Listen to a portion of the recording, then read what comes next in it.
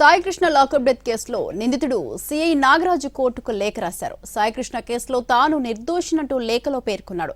SIT బృందం తనను అన్యాయంగా ఇరికిస్తోందని, బెదిరించి భయభ్రాంతులకు గురి చేస్తోందని లేఖలో ఆరోపించారు.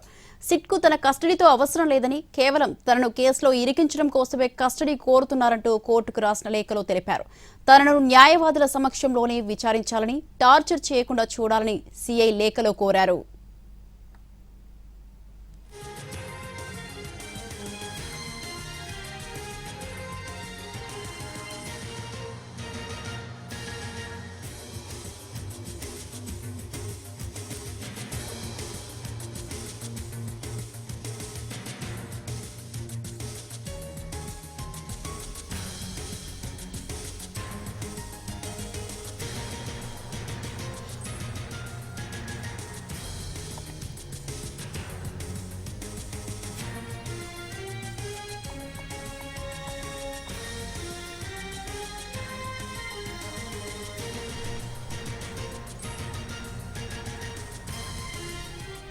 సాయికృష్ణ లాకప్ డెత్ కేసులో నిందితుడు సిఐ నాగరాజు కోర్టుకు లేఖ రాశారు. సాయికృష్ణ కేసులో తాను నిర్దోషినంటూ లేఖలో పేర్కొన్నాడు. సిట్ బృందం తనను అన్యాయంగా ఇరికిస్తోందని, బెదిరించి భయభ్రాంతులకు గురి చేస్తోందని లేఖలో ఆరోపించారు.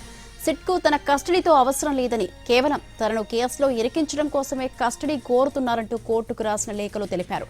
తనను న్యాయవాదుల సమక్షంలోనే విచారించాలని, టార్చర్ చేయకుండా చూడాలని సిఐ లేఖలో కోరారు.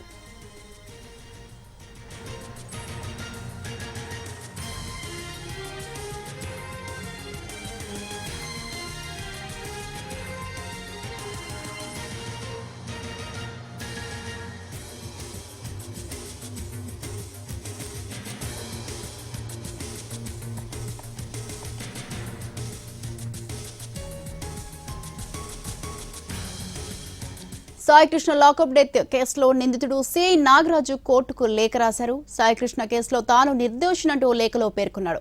దీనికి సంబంధించి పూర్తి సమాచారాన్ని మా ప్రతినిధి శ్రీకాంత్ లైవ్ లో అందిస్తారు. శ్రీకాంత్, సాయికృష్ణ కస్టోడియల్ డెత్ కేసుకు సంబంధించి ఇవాళ నుంచి 10వ తారీఖు వరకు నాగరాజుని రాజమండ్రి జైల్లోనే విచారించడానికి కోర్టు అనుమతి ఇచ్చిన నేపథ్యంలో ఆ కస్టడీ పిటిషన్ విచారణ సందర్భంగా న్యాయమూర్తి సిఐ నాగరాజుతో వీడియో కాన్ఫరెన్స్ లో మాట్లాడారు.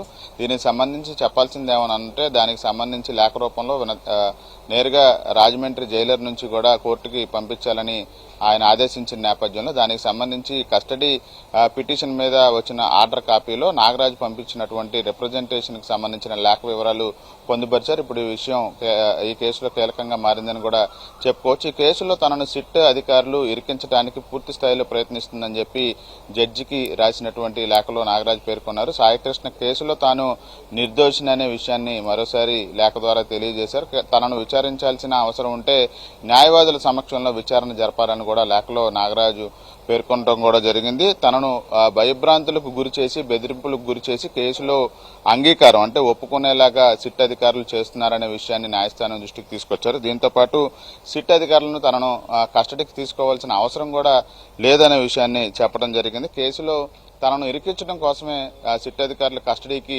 అడుగుతున్నారనే విషయాన్ని కోర్టు దృష్టికి కూడా తీసుకొచ్చారు.